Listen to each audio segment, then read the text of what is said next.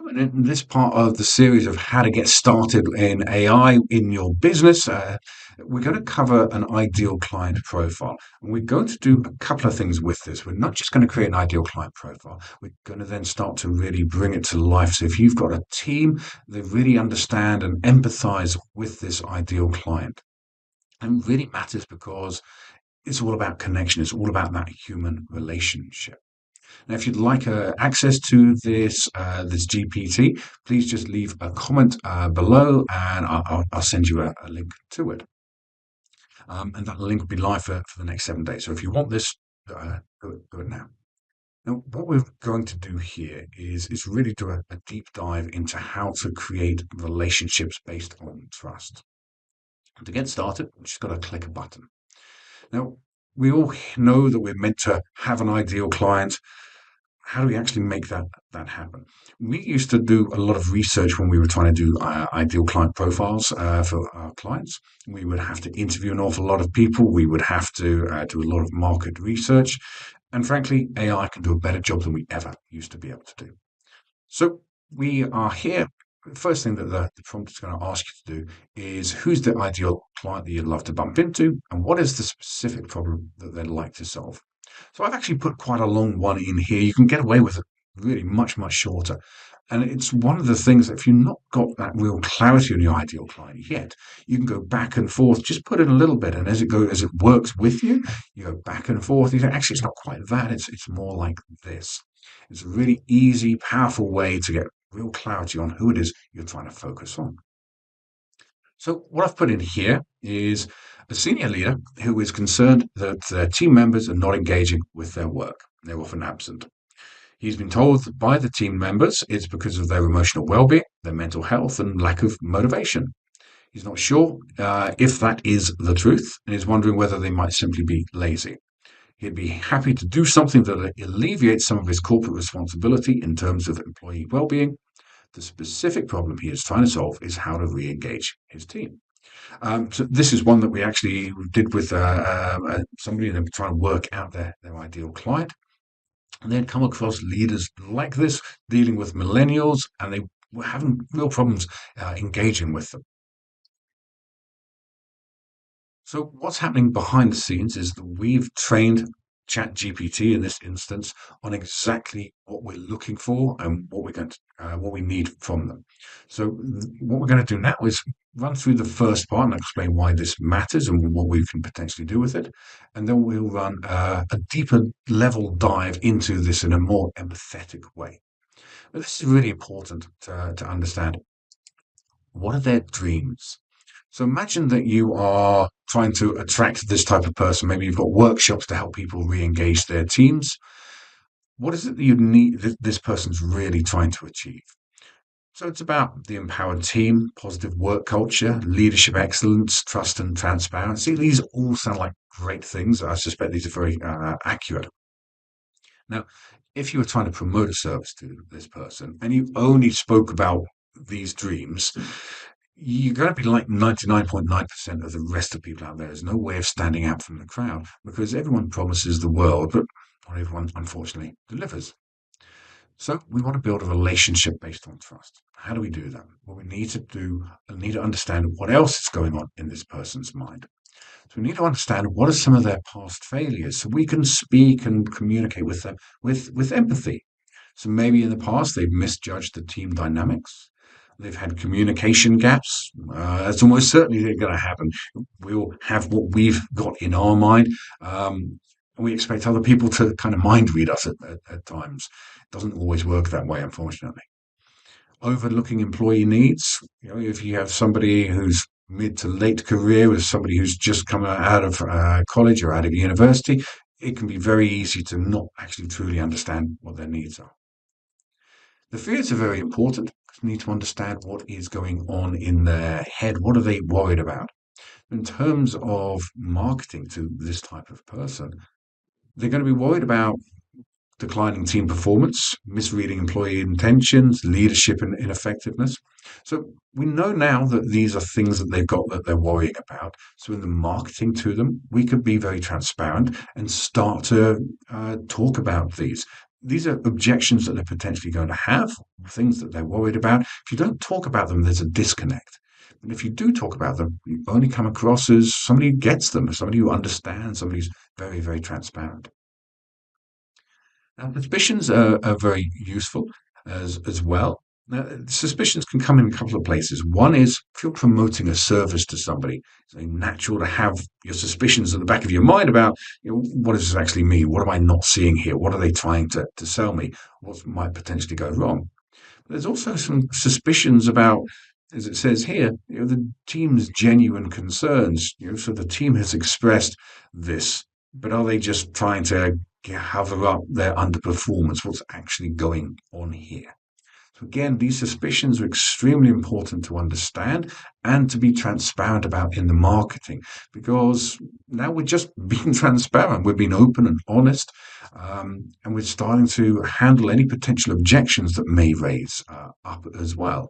And they don't tend to raise up because they're handled by being open and transparent, but we know what's going on in their minds. Now, the enemies are not really enemies. We'd like to see other people cast stones at our enemies. So if you wrote, for example, a blog post about cultural stigma, overcoming cultural barriers and stigma related to mental health in the workplace, then this leader would probably say, hey, actually, the person who wrote that blog, they see the world through my eyes. They get it. They understand me. So all of these psychological triggers are really important to understand who it is that we're trying to communicate with. So clearly can't talk and type at the same time. So now I'm going to actually train it on something else. So behind the scenes, we've trained it. We're going to bring that to life, because this is all well and good, but it doesn't actually really move us forward. How do we actually use this? So what we've got here is an ideal client profile or persona. It's named Empathetic Evan, Senior Leader Striving for Team Re-engagement. So that sounds about right. And we have a few demographics here. And we want to be very clear on the specific problem that they're trying to solve. We want to use this as a document that potentially can go to team members so they understand who we're trying to communicate. Because this is Empathetic Evan, but we may well have Pioneering Paula, for example, as well, who might be another ideal client. But if they're different people with different problems, they're going to need different messages. And you're normally going to find that you'll have 3 ideal clients.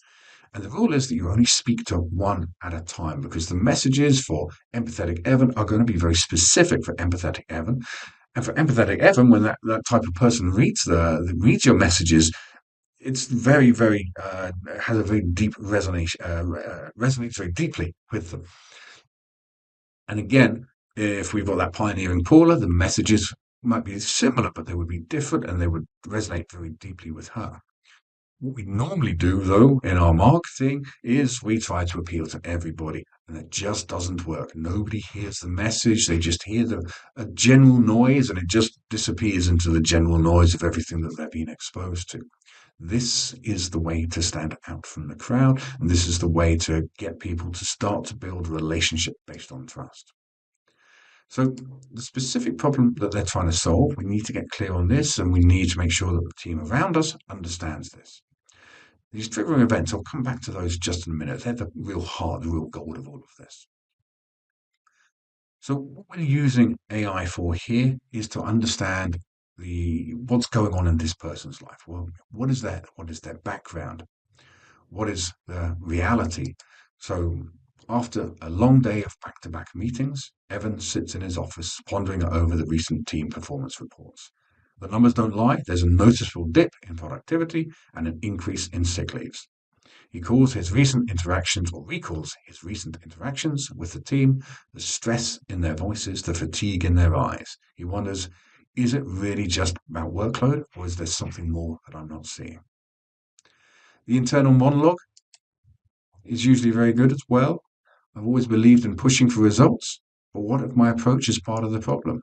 Are my team's mental health and motivation issues a reflection of my leadership? I need to find the balance between driving performance and supporting their well-being. Not just about the company's success, it's about our collective growth and health. And when you're speaking to a person like this, there are going to be other people who read this and they'll be repelled by this because they're thinking, why don't they just do what I tell them to do? I pay them. I've told them what to do. They just need to get on with it. You probably don't want to work with that sort of person. You want to attract the empathizing Evan or empowering Evan. I can't remember his name.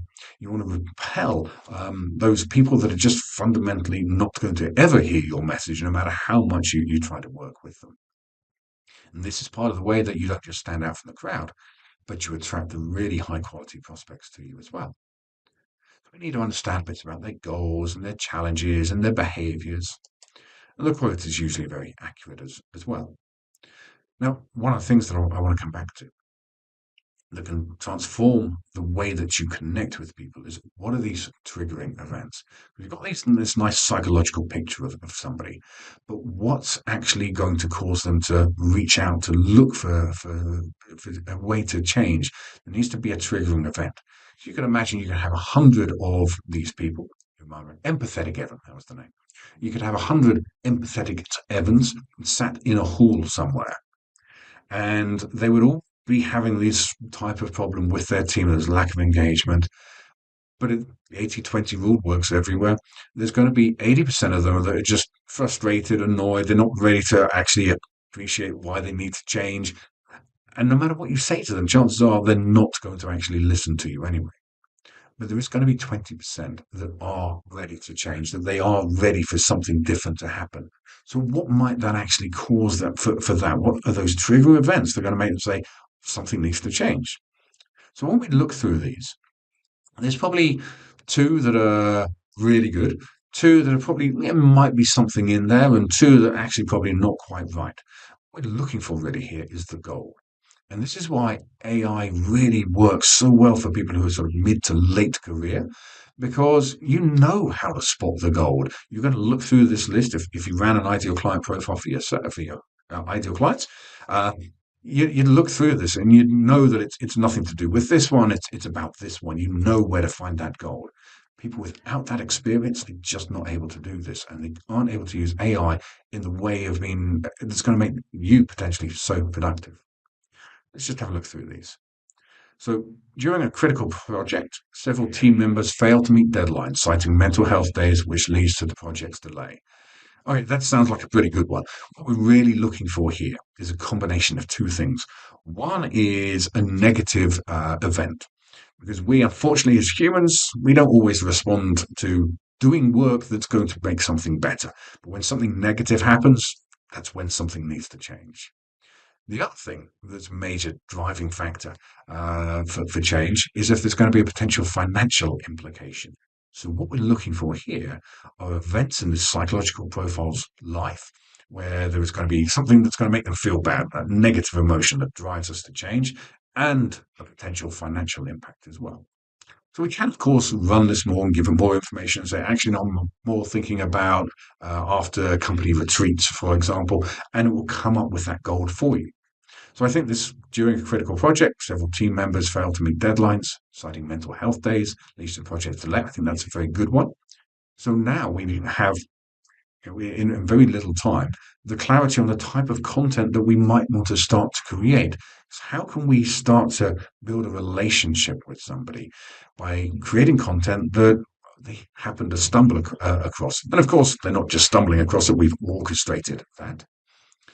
Now, the way that we would do this is that we would create that content and then we would create a pathway for them to walk along step by step. And the only logical conclusion is at the end of that pathway is for them to do business with you. Now, the other way you can do it is the way that most people do it, is that they create adverts and they try to hit people over the head as many times as they can, saying buy, buy, buy, which works occasionally, but it doesn't really work. You're only getting a tiny number of people. At any one time, there's only a very small number of people who are ready to buy. And it's immensely competitive as well. So if you take that approach and you don't do this level of work, you're in this place where it's incredibly competitive and people are very, very price sensitive. By taking this approach, you start to build a relationship before they've even made perhaps that buying decision. You're able to advise them, to give value to them. And when you do it in this way, your competition becomes irrelevant because they build a relationship with you. They understand what you can actually do for them. And if they do reach out to any of your competition, what's your competition doing? Well, they're just trying, hey, this is what we can do for you. This is, we can help you achieve your dreams by now. It's such a jarring and different approach. Whereas as humans, we like to buy things. We absolutely hate being sold to. This allows your prospective clients to buy from you, but in a way that feels good and feels right to them. It's all about helping people to make an intentional and informed decision. Build that relationship based on trust. You'll find that people are far less price sensitive. They love working with you. You start to attract people of extremely high quality. And it's just easier. You don't need to sell because you are identifying a problem that they have and you are helping them to solve it. So, if you'd like access to this GPT and some training about how to actually run it, probably about a 4 or 5 minute video on how to run it for yourself, leave a comment below here. We'll keep this open for the next 7 days. Leave a comment below. We'll send you a link to it so you can run it for yourself. And of course, if you've got any questions, please don't hesitate to reach out.